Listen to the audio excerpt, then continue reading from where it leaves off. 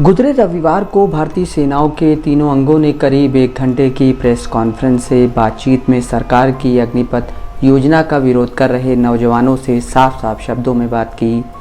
इस प्रेस वार्ता में रक्षा मंत्रालय में सैन्य मामलों के विभाग के अतिरिक्त सचिव लेफ्टिनेंट जनरल अनिल पुरी, वायुसेना के एयर मार्शल एस.के. झा, नौसेना के वाइस एडमिरल डी.के. त्रिपाठी और थल सेना के एडजुटेंट जनरल बंसी पोनप्पा शामिल थे। उन्होंने आरोप लगाए कि युवाओं के गुस्से को भड़काने में असामाजिक तत्वों के साथ साथ कोचिंग संस्थाओं का हाथ है। कहा कि योजना को वापस नहीं लिया जाएगा और आगजनी और तोड़फोड़ करने वालों के लिए सेना में कोई जगह नहीं है।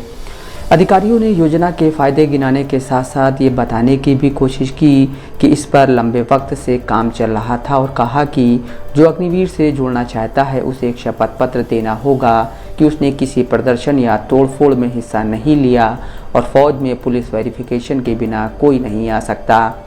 पब्लिक प्लेटफॉर्म पर मीडिया के सामने इस योजना के बचाव में वरिष्ठ सैन्य अधिकारियों के उतरने पर कई हलकों में आलोचना हो रही है और सवाल उठ रहे हैं कि ये काम सरकार, राजनीतिक व्यक्ति या डिफेंस पीआरओ का नहीं था।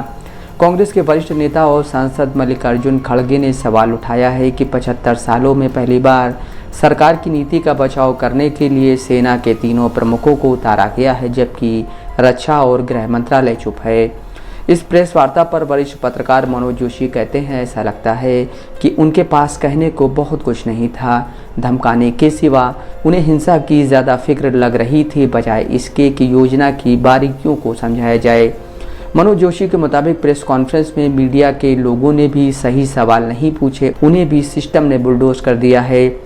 लेफ्टिनेंट जनरल रिटायर राज कादियान के मुताबिक ये कहना कि विपक्ष ने युवाओं को बहका दिया है, ये युवाओं की बेइज्जती है। वो कहते हैं आज का युवा अच्छा जानकार है, न विपक्षी दल उसे बहका सकते हैं, न ही प्रोपेगेंडा। लेफ्टिनेंट जनरल रिटायर राज कादियान याद दिलाते हैं कि कारगिल युद्ध के दौरान भी प्रेस ब्रीफिंग देने का काम एक कर्नल को सौंपा गया था। वो बीबीसी से कहते हैं ये अभूतपूर्व है कि स्कीम को प्रसारित करने का काम वर्दी वाले लोगों को सौंपा गया है। ये रक्षा मंत्रालय की स्कीम है, इसकी घोषणा रक्षा मंत्री ने की। इसे प्रसारित करने का काम रक्षा मंत्रालय के पीआरओ को करना चाहिए, न कि वर्दी पहनने वाले व्यक्ति को। रविवार की प्रेस वार्ता में सैन्य मामलों के विभाग के अतिरिक्त सचिव लेफ्टिनेंट जनरल अनिल पुरी ने लिखित में शपथ पत्र देने और पुलिस वेरिफिकेशन की बात की। लेफ्टिनेंट जनरल रिटायर्ड राज कादियान के मुताबिक शपथ मात्र की बात करना कानूनी तौर पर सवालों के घेरे में है। वो कहते हैं मैंने बॉय स्काउट के तौर पर प्रदर्शन में हिस्सा लिया होगा, क्या इस वजह से मैं सेना में भर्ती नहीं हो सकता? संविधान मुझे शांतिपूर्ण प्रदर्शन में हिस्सा लेने की इजाज़त देता है।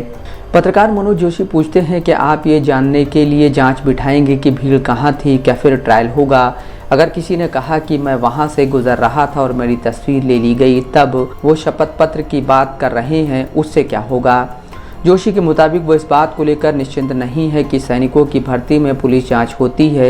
एक अन्य वरिष्ठ रिटायर्ड ने नाम न छापने की शर्त पर बीबीसी को बताया कि सैनिकों की पुलिस जांच सिर्फ संवेदनशील भर्तियों में होती है। पत्रकार मनोज जोशी कहते हैं दंगों में शामिल बहुत से वो लोग हैं जो उम्र की सीमा की वजह से अब भर्ती में शामिल नहीं हो पाएंगे। वो याद दिलाते हैं कि अग्निपथ योजना की घोषणा वाले दिन उम्र की अधिकतम सीमा 21 वर्ष बताई गई थी, जिसके बाद काफ़ी हिंसा हुई। वो कहते हैं पहले सेनाएं हर साल 65,000 लोगों को चुनती हैं, अब ये संख्या 40,000 के आसपास है। तो ये जो बात कही जा रही है कि आप लोगों को नौकरी देंगे, ये गलत है। अब आप कम लोगों को नौकरी देंगे। रविवार की प्रेस वार्ता में अग्निपथ योजना के फायदे गिनाते हुए सेनाओं को युवा चेहरा देने की बात जोर शोर से कही गई। लेफ्टिनेंट जनरल रिटायर्ड राज कादियान के मुताबिक कारगिल जैसे युद्ध में युवा सैनिकों के प्लाटून कमांडर थे जिनकी उम्र 40 से ज़्यादा थी। मनोज जोशी कहते हैं युवा मिलिट्री का क्या फ़ायदा अगर वो आधा ट्रेंड है। 4 सालों में से 6 महीने बेसिक ट्रेनिंग, 8 महीने छुट्टी और कम से कम 1 साल प्रोफेशनल ट्रेनिंग में चले जाएंगे। आपके पास करीब 2 साल की नौकरी बचती है। जब तक आपने कुछ बातें सीखी तब तक आपके बाहर जाने का वक्त हो जाएगा। मुझे नहीं पता कि इससे सेनाओं को क्या फ़ायदा होगा। पत्रकार मनोज जोशी के ही मुताबिक स्कीम 7 साल लंबी होनी चाहिए थी ताकि आप किसी व्यक्ति से करीब 5 साल की सेवा ले सकें। और अगर समस्या सैनिकों की संख्या को लेकर है तो 2 लाख के करीब सैनिक को वीआरएस देकर उनकी छुट्टी की जा सकती है, जैसा कि चीन ने 3 लाख सैनिकों को हटाया था। रविवार की प्रेस वार्ता में सैन्य मामलों के विभाग के अतिरिक्त सचिव लेफ्टिनेंट जनरल अनिल पुरी ने दावा किया कि रक्षा मंत्रालय ने सभी राज्यों को सलाह दी है कि पुलिस भर्ती में अग्निवीरों को वरीयता दी जाए और 4 राज्यों ने भी ऐसा भरोसा दिया है। इसके अलावा उन्होंने अर्धसैनिक बलों, PSU में जगह आदि के अलावा बैंकों से सहायता, निजी कंपनियों में भी नौकरियों का भरोसा दिलाया। ऐसे में बिजनेसमैन आनंद महिंद्रा का एक ट्वीट वायरल है जिसमें वो अग्निवीरों को नौकरी देने की बात कर रहे हैं। जानकार बताते हैं कि पूर्व में भी रिटायर्ड सैनिकों को भविष्य में संस्थानों में नौकरी दिलाने की बातें कही गईं, लेकिन ये वायदे पूरे नहीं हुए।